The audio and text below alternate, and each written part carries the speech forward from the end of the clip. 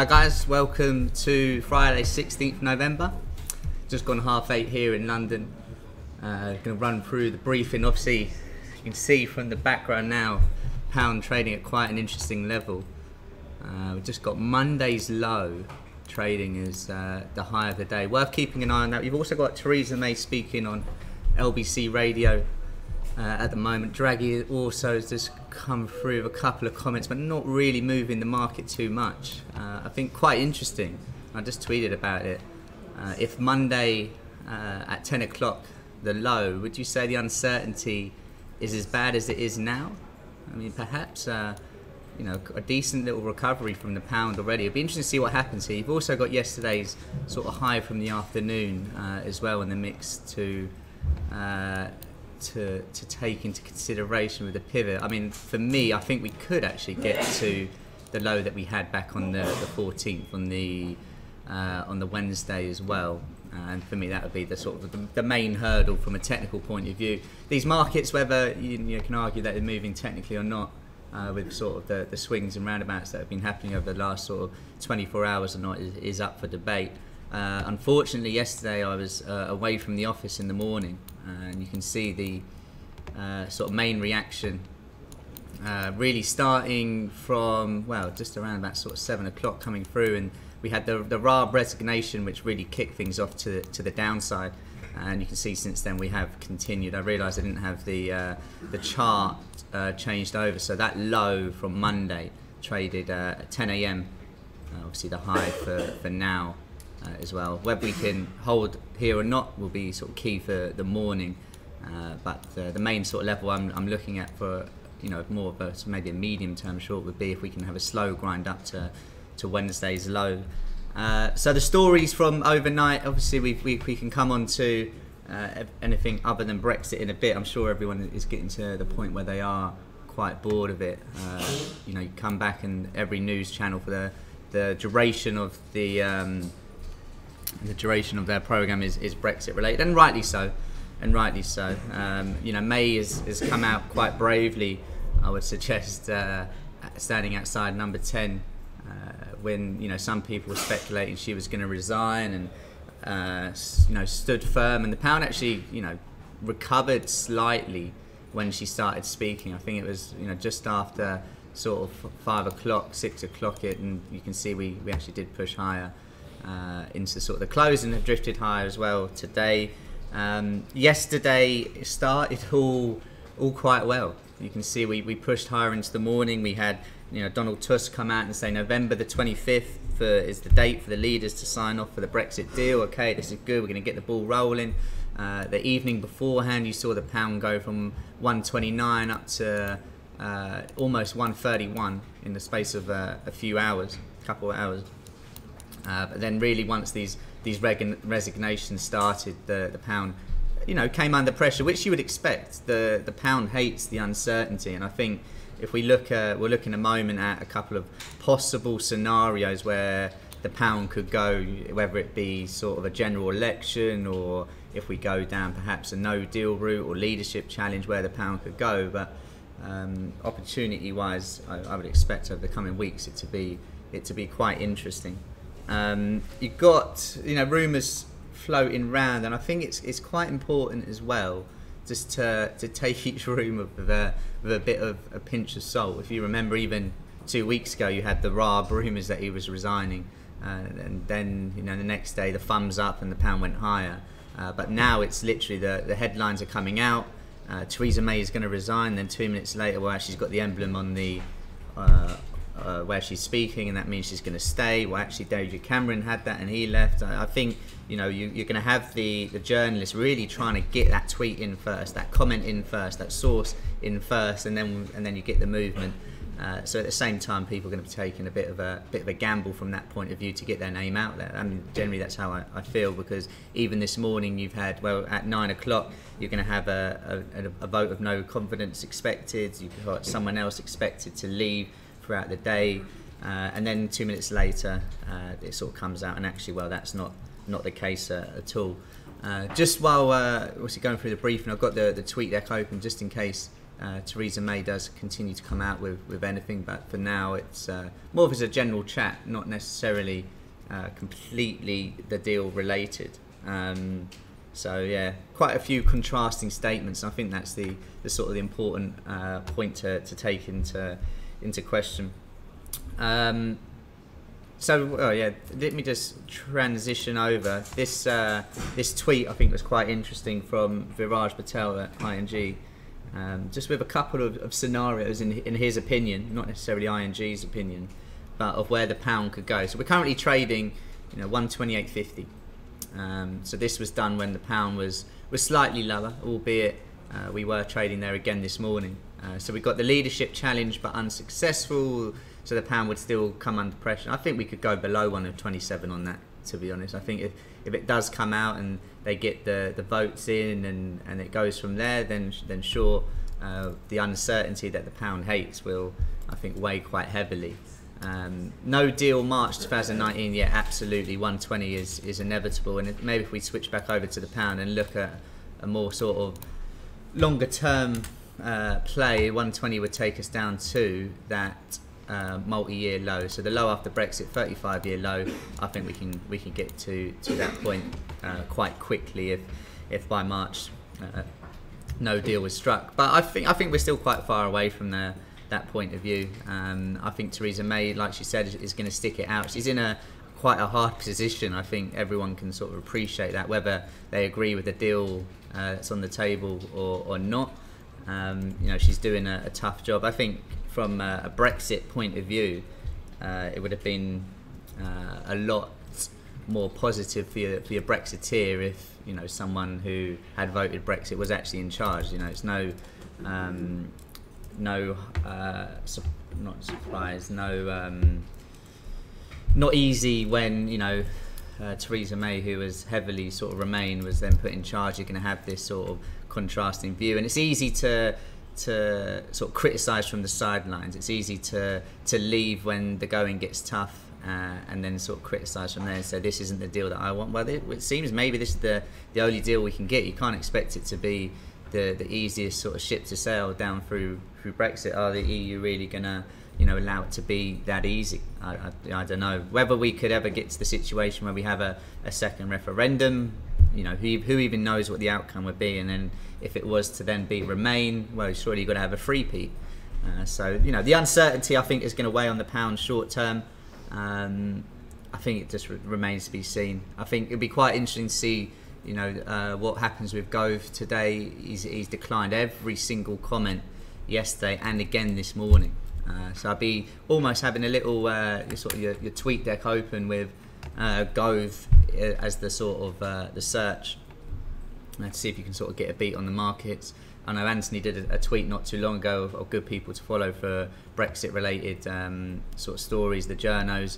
I'll post that in the chat as well. That's a sort of good one to have. But obviously Laura Koonsberg from the BBC is sort of one to have up there. And just on my right hand screen as I look now, I can see she's already been tweeting quite heavily this morning. So yeah, a few sort of scenarios. Let's just go back over what else they thought. Brexiteer Tory PM down to 124. Yeah, I think that makes a bit of sense, and from a technical point of view, that would be quite an interesting level to have then got through. The 12th of June last year low. I mean, from a technical standpoint, we go through there. I think we make the year of the low, actually the low of the year, quite quickly, to be honest. Elsewhere, so we've got the leadership challenge, but unsuccessful, 127.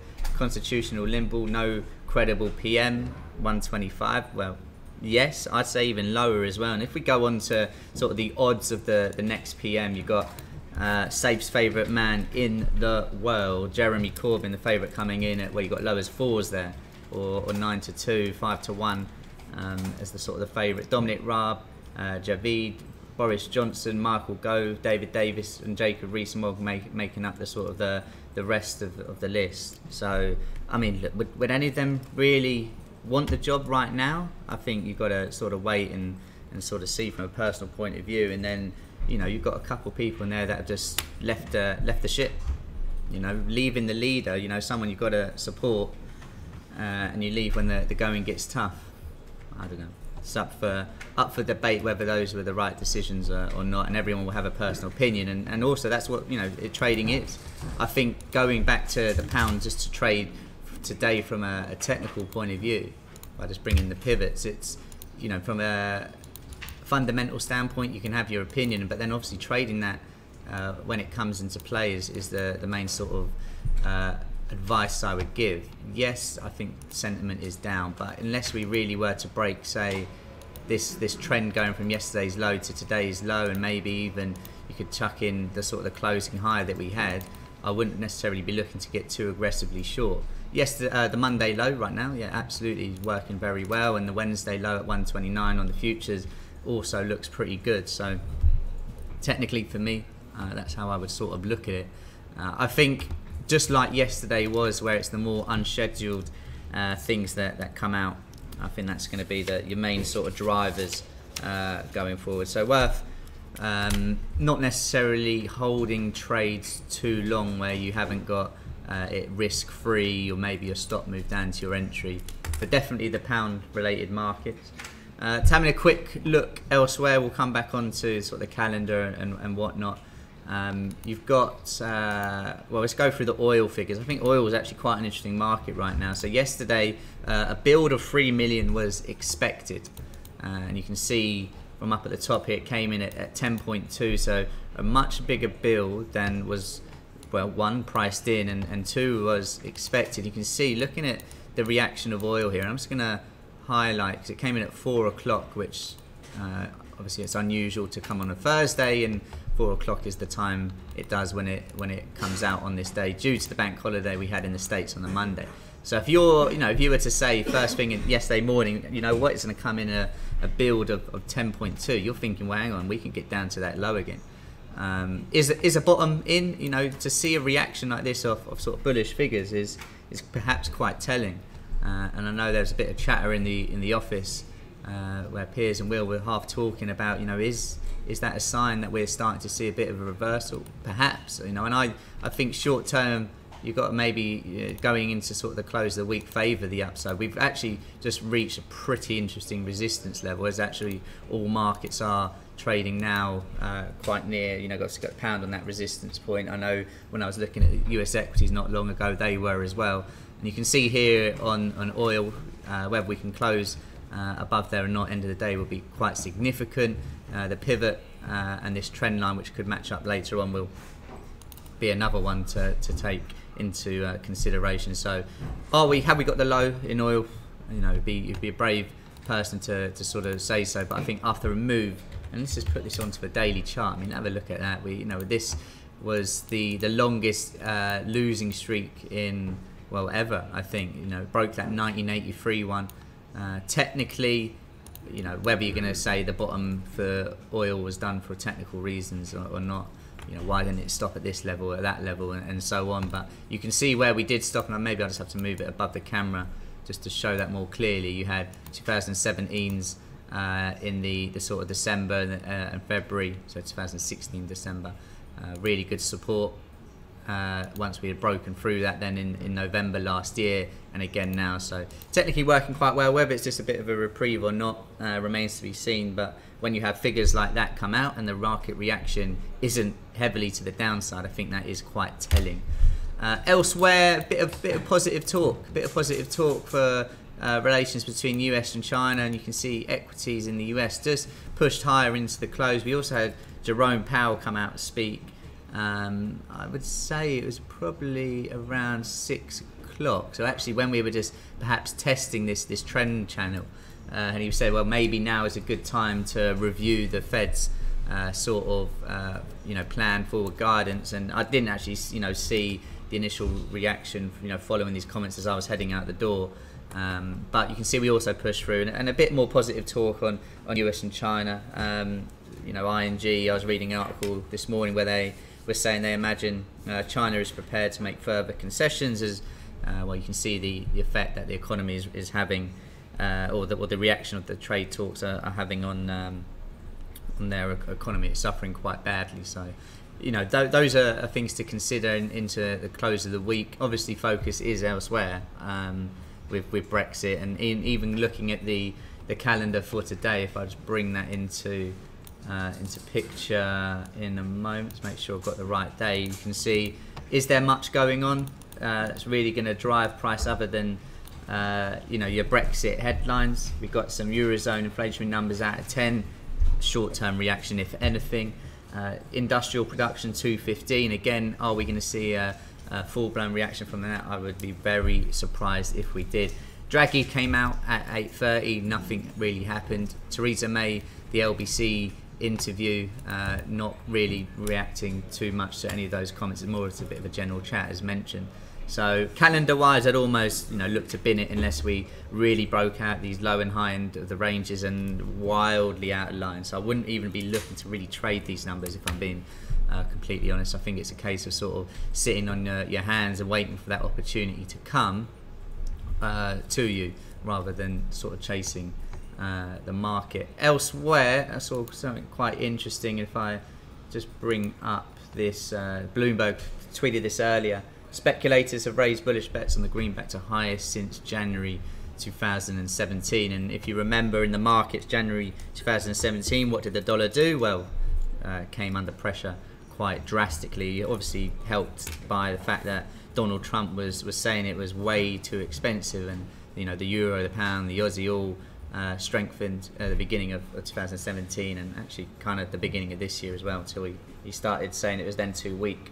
But the point being, and what Bloomberg sort of reiterated here as well, the dollar's bull run has ended and it's time to sell. This is what Morgan Stanley are recommending, and I think it's to go just purely off that headline and start to look to go, say, long euro or long Aussie or long anything against the dollar would perhaps be quite unwise. I think if you have fears of sort of a recession starting to come back in, people effectively will start to look to buy the US dollar. So I think you'd have to be careful in choosing the correct markets there. But I do feel that you could start to get the Fed perhaps slow down their guidance. The free rates that were suggested back in the sort of September meeting, and probably now December, they might just change their view on that. Interestingly, in terms of rate decisions, the money markets now have completely priced out a Bank of England rate hike, which, the fact that it was even half priced in was a bit baffling, to be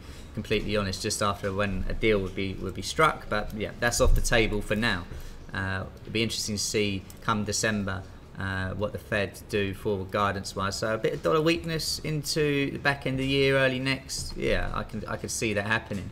If we have a look at the sort of the weekly charts, we'll keep it on a day, just in terms of where we could finish from a technical point of view, which will be quite important. The pound here, obviously a lot of the focus is going to be on this. You can see this, let me just remove that trend line going on from the low that we had back in August, last August, this year. Is that up to date? Let me just refresh that. If we can get a close below that, obviously it'll be pretty bearish. The Monday low for now as well looks quite important, even more so on the daily chart. As you can see, we talked about that 8:30, and that's held quite well. You've had sort of a 15 tick bounce from that. I'd put it down as simple. If we can close above that, sentiment is obviously more positive, and then short term you might get a brief rally in the pound. Euro, is this the market where you might see an opportunity to get long against the dollar?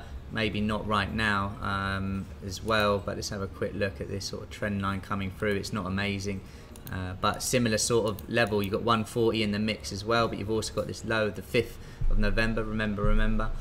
When we can get a push above that, again, will be quite key, as the dollar against the euro has weakened for 4 days in a row, which is sort of the best run that you can see the euro's been on really since sort of the middle to end of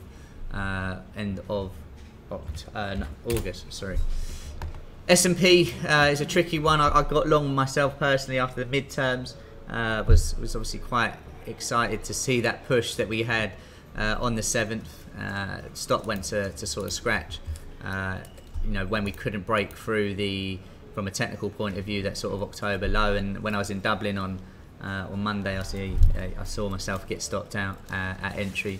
I still do think I favour a push to the upside. I think the political uncertainty globally has to improve. The Italy situation has to completely go away. Brexit, has to improve as well, sentiment-wise, and the US-China trade talks have to become more positive, which they half did yesterday. I think as well, whenever you're getting these down moves in equities, it's almost becoming desperation, isn't it, from Donald Trump in terms of his team are releasing these statements on trade to sort of try and boost the market. So it is in a precarious position. You can see, I mean, if we were to take a percentage from that recent high to the October low, you probably got it bang in the middle at 50. Haven't got your free tests, but from a trendline point of view, you might be worth having this on here. Whether you would want to really get in a more medium-term position to the upside, unless we closed above what was the high of the 2nd November or the low of the 9th, I'd be unsure. Can we get above there today? Yeah, sure, why not? Why not? Yesterday was a decent day for equities on the fact that we had a bit more positive sentiment into the back end. But obviously a lot more things could happen and unwind today. Just to sort of reiterate, the morning data and afternoon data is not really going to be the driver. It's all going to be about, is there going to be any further sort of comments that come out. And I've just seen a tweet here. Let me just have a look on my right hand screen. Give me 1 second. Unconfirmed and from a single, always reliable source. So that's the case for a lot of sources that aren't too reliable. But here in the 48 letters are in, and Downing Street are prepared for a no confidence motion on Theresa May. I imagine that's supposed to say as Conservative leader. I mean, obviously, going off yesterday doesn't necessarily mean she's going to get ousted. While the uncertainty in the market, you would expect to see pound come a bit lower, and again, opportunity-wise, maybe you have got that trend line on, and that's the way to sort of look at it. Whether we can get a full-blown sort of reaction from this remains to be seen. So yeah, going this morning, obviously keeping an eye on that. Whether Michael Gove resigns or takes up the role that he's supposedly been offered, again, will be opportunity-wise. He takes that role, I think you get a brief rally in pound. He doesn't, or he resigns, yep, sure. Further continuation of this move to the downside will be an interesting day, and what a week it has been as well. For pound to even have made that Monday low this morning, I think is quite extraordinary. And just getting a further follow through here off those comments. Keeping an eye now on this trend line. Coming into 9 o'clock, I've got it written down here from a tweet I saw earlier that we are expected the no confidence vote at 9 AM. So just a bit early, those tweets. So I'll leave the briefing to sort of be wrapped up now. So do keep an eye on that. Philip in the chat, the tweet. So they retweeted it from someone called Jonathan Isabi. The retweet was on Stuart Hampton's Twitter account, obviously, who's on the ball for Twitter-related comments. And from a trend line point of view, good to see this respected here. So I know the market are half looking at it, and now let's see if we can get a breakthrough, and effectively that would act as a resistance point. But I hope you all have a good trading day. We'll obviously be on the mic throughout. Any comments that come out as well, we'll be sure to sort of post in the chat, and as we go into the back end of the day where we finish the week as well, we'll sort of post a few charts related for that as well. But I hope you'll have a good trading day, good weekend. Any questions, please do let me know. And the Dancing Queen marches on for now.